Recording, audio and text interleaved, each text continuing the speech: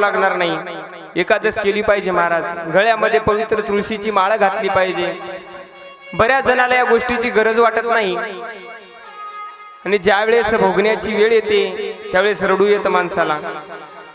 बघा, लहान असताना मुलगा लक्ष देत नाही आपण त्याच्याकडे, काय संस्कार लावायचे. फक्त आपण एकाच गोष्टीच्या मागे धावायला लागलो, ते म्हणजे फक्त धन. धन कमवू नये असं नाही म्हणत मी, खूप धन कमवलं पाहिजे, ऐश्वर्यामध्ये जीवन जगलं पाहिजे हो. पण फक्त पैसा म्हणजे सर्वस्व नाही. काय झालं, एका दिवशी माझी चप्पल तुटली. बघा, तुझं काहाला सांगायला चप्पल तुटली ना तर ड्रेस फाटला, आम्हाला काय करायचं. पण काय झालं, कुठं काय शिकायला भेटेल काही सांगता येत नाही बरं का, कोणाकडून काय शिकायला भेटेल. आणि मग चप्पल तुटल्याच्या नंतर मी शिवण्याकरिता गेलो. गेल्याच्या नंतर मी चप्पल ठेवली. बघा, म्हणलं बाबा, म्हातारी होते म्हणे, बाबा मला चप्पल शिवून द्या एवढी. ते म्हटले मला उशीर व्हायला जायला आता. पण त्याने लगेच कपड्याकडे बघितलं. आता आळीनीकडे असल्यानंतर कायम धोतर आणि नेहरू असतो. मग त्यांनी, हे बघा, आमच्या कपड्याकडे बघून आम्हाला कोणी नमस्कार करते बरं का, असं कोणाला कोणाला ओळखायला तयार नाही बघा. आणि कितीही वारकरी संप्रदायाचं लहान लेकरू असू द्या, एखादा गावाकडला माणूस आलं की सहज त्याच्या पुढे वागतं, सहज त्याचं दर्शन घेतं. हे आमचं नाही महाराज, ज्ञानोबाऱ्यांनी दिलेली देणगी आहे. आणि मग त्यांनी सांगितलं, म्हणे मला उशीर झाला, खूप भूक लागली, पण देतो महाराज शिवून. लगेच घेतली चप्पल आणि शिवायला लागले. मला विचारलं गाव कोणतं आहे, काय करता काय नाही. मी सांगितलं पूर्ण. आता ते बाबाही सांगायला लागले, म्हणे महाराज तुम्हाला मी जरी चप्पल शिवणारा दिसत असेल, गरीब दिसत असेल म्हणे, पण मला 65 एकर शेती आहे म्हणे.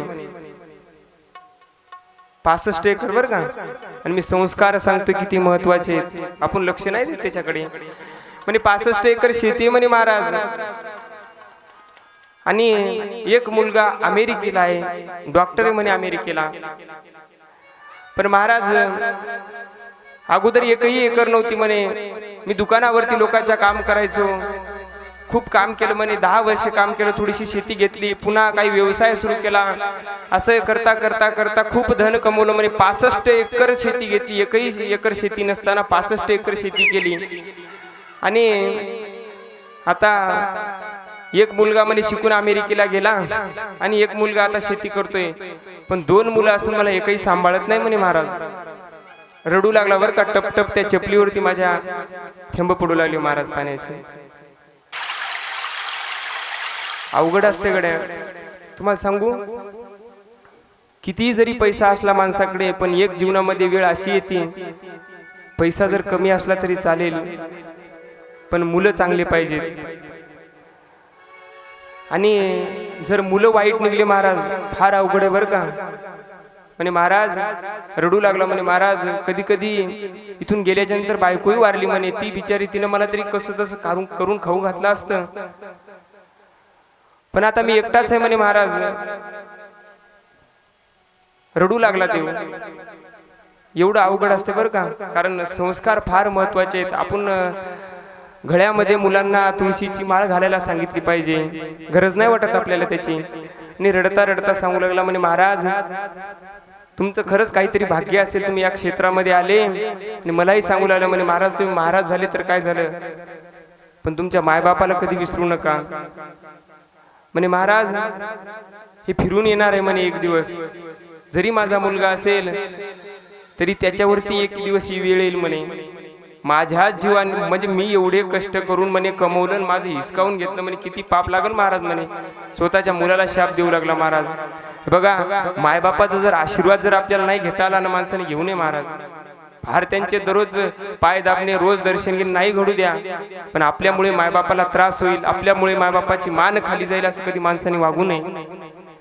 आणि हे असं असतं, एक वेळेस माणूस पैसा कितीही कमवू शकेल, कोट्यावधी रुपयाचं नुकसान होऊ द्या माणसाचं, कितीही माणूस पैसा कमवू शकतो बघा.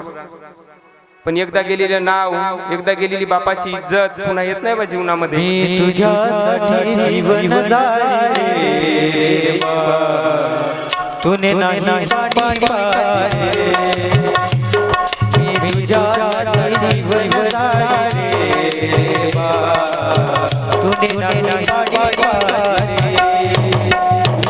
तुझ्यासाठी जीवन जाळे रे बा तुने नाही